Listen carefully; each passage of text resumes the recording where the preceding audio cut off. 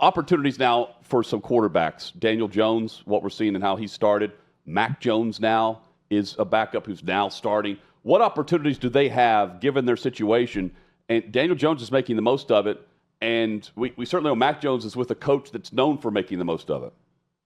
Yeah, I think the Daniel Jones situation has been, he just handled it perfectly from his release from the Giants all the way through to his signing with the Colts. So you get released from the Giants. He had a lot of opportunities to maybe sign somewhere else on the active roster. Shoot, when I was with the Raiders, I talked to his agent a lot about having him come and sign with us to help us with our quarterback situation. He decided to go to Minnesota, go on the practice squad, and just kind of, football rehabilitate and learn from Kevin O'Connell, sit back, watch, learn, and then be a free agent at the end of the year and then pick the best spot where you can go in and win a job. So he picked the Colts because I think he thought he had at least a chance, a real chance to go in and compete.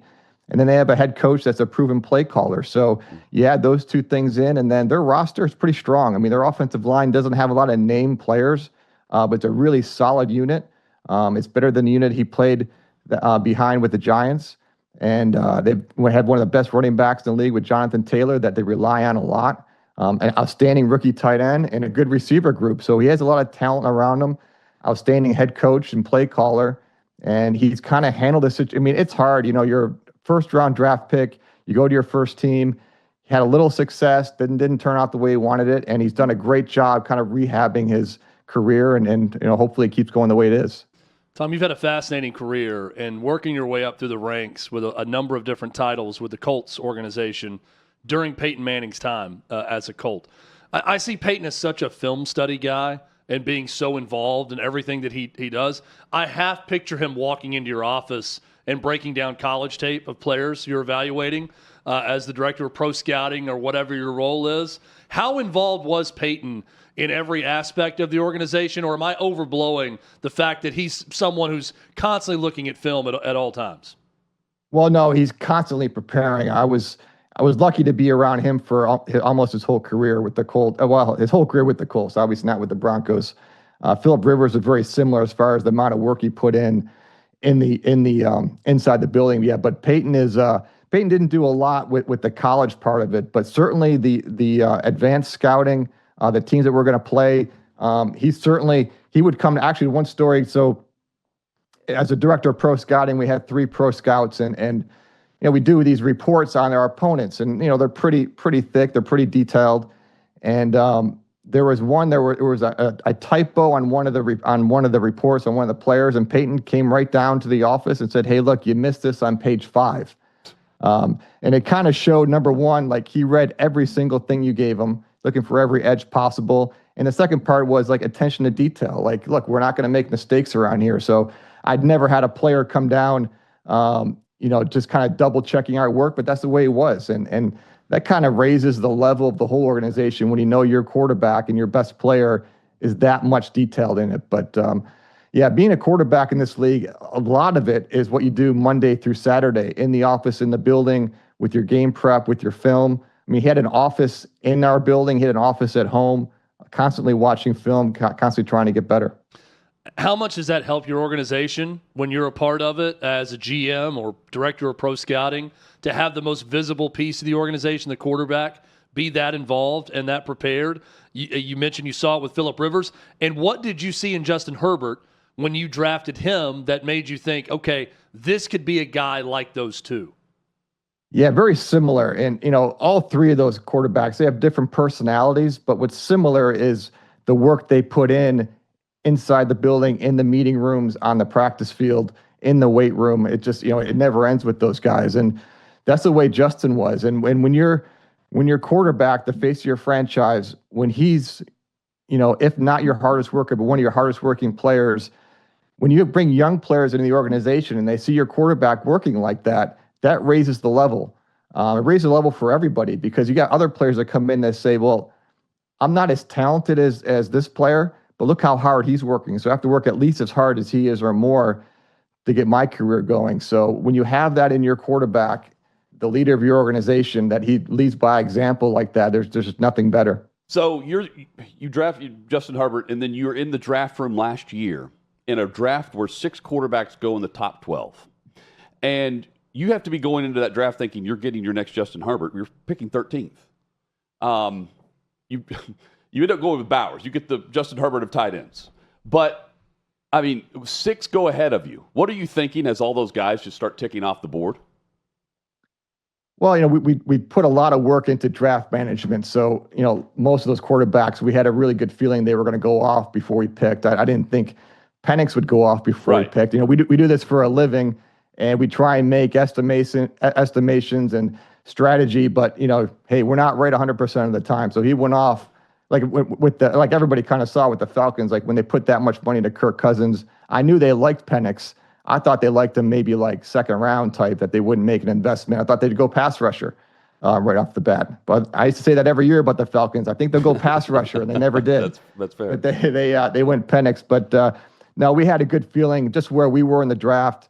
Most of those quarterbacks were going to go off. I mean, if there's teams in front of you that don't have a franchise quarterback, and you have a chance to take a franchise quarterback, you're going to take them. You have to.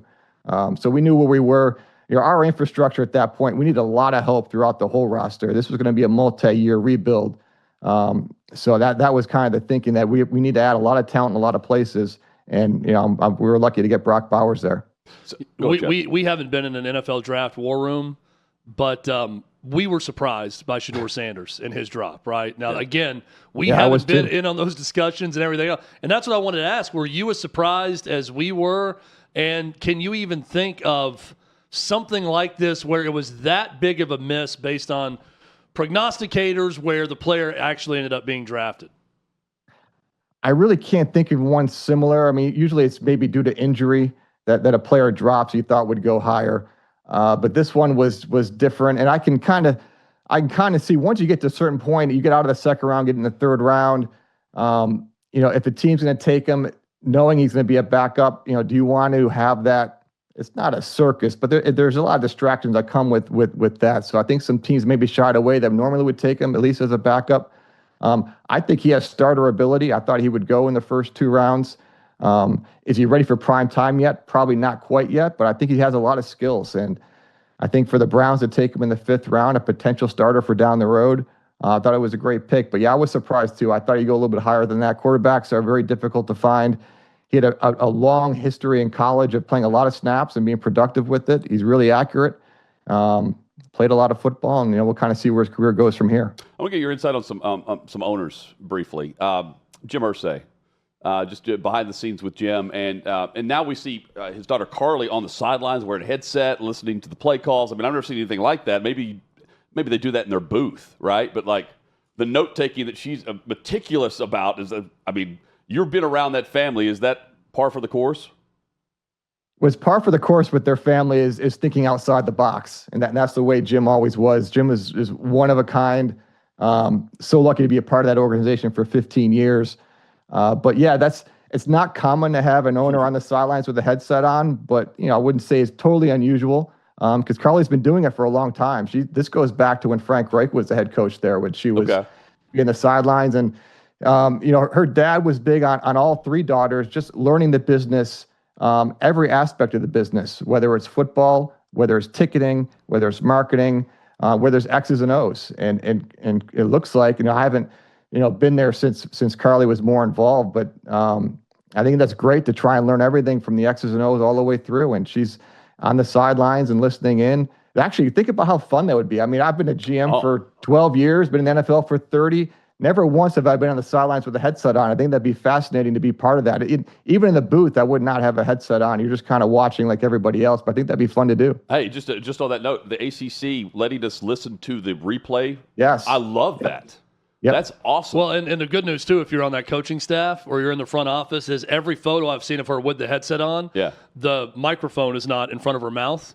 Oh, but look that's at this. good. It's raised up. Point being, she's not giving feedback during the game. Because can you imagine the owner popping in and saying, "No, we're throwing on this play." Yeah. Yeah, that's not going to happen. And she knows that. You got to let the people you hired, you let them work. And then, you do some feedback maybe during the week. But, strictly listening in and having some context for later on. So what's Tom Brady like? I'm not there anymore. So I was only there for a couple of months when he was the GM or when he was the owner. So don't have a whole lot of. Well, I bring that up. Hey, I bring that up only because he's football decision making or whatever it was the report. Like whenever he takes over his percentage of the ownership, was that apparent just from day one? Whenever he walks in or calls in, whatever it might be. Yeah, I wouldn't say it was apparent because I think the vote last year is maybe October or November. We were in the middle of the season. Okay. So I don't think he was going to jump in right then. But yeah, I mean, I think long term, look, if you're going to be a part of that situation, you have the background he has, you're going to want to have a say in what's going on, which is a huge asset to them. I mean, I think if you have someone with that type of background, that type of knowledge, you're going to use it, and that's the way they are right now. And I'm not asking you this question as former Raiders employee Tom Telesco. I'm asking you as a guy who's been around the NFL for years and years, Tom Telesco. When you see him in the Raiders coaching booth during the game and know that he's Fox's #1 lead analyst and that they came off the decision not to let him go to facilities, a lot of people I trust in media are covering that, saying it's really just bad optically for the league when you see that, but it's not like he's getting inside info and sharing it when he's covering a game the way people think when they go on those scouting meetings before the broadcast. What do you think of that decision by the league and what it says from an optic standpoint when you see Tom Brady in that coach's box? Yeah, well, two things. And when it comes to optics, we just talked about Carly Irsay. She's an owner. She's got a headset on the sideline. So it's not common, but it's not unusual. And then obviously with the broadcast part of it, I think a little bit's overblown. I mean, I've been in those production meetings before. I mean, it's essentially a relaxed press conference is what it is. I mean, you're in a conference room, so it is a relaxed feeling, but a lot of the answers, most of the answers that teams are giving to the production crew are just more press conference type answers. You're not giving away any state secrets. So I think it's a little bit overblown about how much he's learning in these meetings because I've been in them before. Not very often you see, but you know what? I've seen other, I think John Elway, when he was sitting in a coach's booth, he would have a headset on. Obviously, he was not part of the broadcast at that time. But yeah, I just don't think you're not getting a whole lot of secrets in those broadcast and production meetings that people think. Are you a fan of the NFL kickoff rules that they've implemented? Because I like the fact that they tweaked it. I don't think about it being a boring play anymore, and I also don't look at it as like not a physical play. Like I thought I was going to take it like as in like flag football. I don't view it like that. I think it's worked out pretty well. Yeah, I agree. I mean, the percentage of return kicks have skyrocketed, which I'm not surprised. I don't think any team wants to kick a touchback and just give up the 35-yard line. I think last year teams were willing to give up the 30. The 35 is too much. So, look, the kickoff return is one of the most exciting plays in football. It was, I understand why a couple years ago when we changed the rules because it was a high impact, high speed, high impact and space play. There were a good amount of injuries. Concussions were higher. So trying to figure out a way to keep the play in the game but make it safer. And the optics of it still doesn't look right to me. But I agree. Once the ball is caught, weird. Yeah, once the ball is caught, though, it looks like a regular kickoff return, and we're seeing it's an exciting play, and you're seeing some teams that now have returners that can get the ball out to the 35, 40-yard line. So really hats off. Darren Rizzi from the Broncos was with the Saints. He was behind a lot of this. A lot of coaches, a lot of special teams coaches put a lot of work in trying to figure out this play. And like I said, the optics of it don't look normal yet, but the production of it looks good. Tom, I know you've done some media work with SiriusXM NFL channel, Bob Papa. Is that something that you're really enjoying, or is this something where you don't really lose that itch? You're still a young guy that you want to get back in the league and get back into a front office. Tell you what, if you'd have asked me last year at this time that I would be doing SiriusXM NFL radio, I'd have said no way. But things change quickly in this league. But I've actually enjoyed it. It kind of keeps me engaged where I have to, stay up to date on everything that's going on in the NFL, all 32 teams. So that's been fun. And it gives me a chance to talk football. Like, where am I going to go right now to talk football? Like, my wife doesn't need to hear it now that I'm home every day. And I'm just trying to fill the void of not working in football. So I'm coaching some high school football in the afternoons and, doing some media stuff on the side. And like I said, football is all I know. It's what I love to do. So we're doing this right now. We'll kind of see what happens next year. But like I said, I'm a football person. I've been in the NFL for 30 years. So this is it's what I love to do. We're based here in Nashville, and a lot of talk about Brian Callahan and whether or not how much longer he should continue to be the head coach of the Tennessee Titans. When you see a head coach in Brian Callahan that misinterprets or doesn't know the rule on a catch the way he did post-game, and that was his excuse for not challenging it. How tough is it to come back for a head coach when that's out there and every fan sees it and you got to come back the next day and essentially apologize for not knowing the rule book? Yeah, I mean, look, we all make mistakes, and I think part of being a leader is standing up and taking responsibility for it, which he did. I'm a big believer in him as a coach, and I'm not just saying that to be politically correct. I think he's an outstanding offensive mind, and I think he can be a head coach. As you guys know, like a coordinator and a head coach, two totally separate jobs. Coordinator is really all X's and O's, but as a head coach, you're the CEO, and you have a lot of decisions to make. And I think as a young head coach, if you're also the play caller, there's a lot on your plate. So, yeah, sometimes you're learning a little bit on the run. And, yeah, would I have liked him to have known that rule right off the bat? Sure. And I also think after that play, after that catch, the catch, no catch, in his mind, he's also thinking, what play am I calling next? Because he's also the play caller. So you really have to rely on your person upstairs, whoever your game management coach is. And that guy, and I'm not saying that head coach doesn't need to know all the rules. He does. But your game management coach, he has to know that rule book inside and out, and he has to give you quick, concise, educated information to make a decision. And in that particular instance, I don't think he got that either. Because, I think he should have known right off the bat, hey, elbows down, the player's in. So, but like a good head coach, he took responsibility for it. He's bedded for it now. But I think he has all the qualities to be a good head coach in this league. But I will say, as a young coach, and I used to always worry about this, but I usually leave it up to the head coach. If you want to call a side of the ball and be the head coach, it's hard to do. I mean, Andy Reid does. Andy Reid's been doing it for a long time. But you do have to learn on the run a little bit because you're managing the game and you're running the offense. There's a lot to do, but I have confidence in him moving forward. I've got one more for you. So you mentioned Andy Reid. So, and this is where you go from front office to Sirius XM. So I'm fascinated by this to see what the league does because the Chiefs are 0-2, and I mentioned preseason we're going to have some Chiefs fatigue this season, like a vast majority of people, because they're I didn't know how good they were going to be, and they're on national TV a lot. They've got 4 national TV games coming up, and they're 0-2. I don't know what comes up this Monday night against the Giants. My point, you know this team well, having been in Vegas. So what is it about them? It's Andy Reid, it's Patrick Mahomes, but now Kelsey's making mistakes in the red zone. They're down 2 big receivers. They can't get pressure with 4 defensively. These issues crop up early in the season. It doesn't feel like a team that could dig its way out because I'm seeing other teams in their division now actually step up, and the Chargers actually beat them head-to-head, which they weren't doing.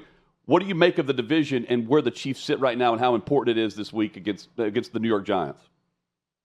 Well, that may be the biggest difference is the division is so good right now, all 4 teams. But, look, the Chiefs have shown, and Andy Reid has shown, they can usually fix the issues they have, and they usually do it in season, both him and Steve Spagnuolo. So, look, this has been a defensive team the last couple of years. Their defense is outstanding. It's a homegrown talent on that side of the ball. They didn't play real well in week 1. They were much better last week, and I think that's probably that's the route they'll go. I mean, Steve Spagnuolo is one of the best in the league. They have talent on that side of the ball. The defense will keep getting better. I think they'll be fine there. Offensively, it's kind of funny. It's like it's a lot of the same offense as last year, and they went to the Super Bowl. Like last year, they had problems at both tackle spots. They're still having the same problems. They don't get a lot from the running game, but they get enough, but it's not a focal point of their offense. And the receivers, it's a smaller group. When they get Rice back, it will help them. You take Juju Smith out of that, and it's a smaller group, like smaller, they're fast, but they're smaller receivers. Yep. But Mahomes usually finds a way to make it work. So there's been no team better at kind of figuring out, okay, this is what we are. How do we minimize our weaknesses as we move throughout the season? I think they were 0-2 last year. So we'll see how they still have Patrick Mahomes. They do. The defense it can be really, really good still. But the Chargers are better. The Raiders are better, despite what we saw last night. The Raiders are a better football team. And the Broncos, the Broncos are really talented. They had a bad loss against the Colts, but this is probably the best division in the league. So that's the only difference. The Chiefs will probably figure it out. It's going to just take them, a couple weeks to get there. I'm not counting them out of the playoffs. I just think they're actually on the road this year in the postseason, and that will be different too. Hey, great chatting with you, man, and keep up the great work on Sirius, and let's do this again soon if we can. Yeah, appreciate it. Thanks for having me on, guys. man. I got plenty of time, so you let me know. This was great. We'll have you on whenever. Thank you, Tom. Yeah, man. All right, guys. Tom Telesco. Good chat there. He goes from Peyton Manning coming in and auditing his scouts and his typos to this. I'll say in that draft, to want a quarterback, because they did at 13. Yeah. To end up with Brock Bowers is pretty good. It's a nice consolation prize. It's not bad. To get someone who might be a generational talent at tight end, who was the clear no-brainer, best tight end available over a number of years. Yep. Not bad at all. So the Raiders made a decision. They fired their general manager who they hired a year after. Like, you're going with this plan, and then you're out.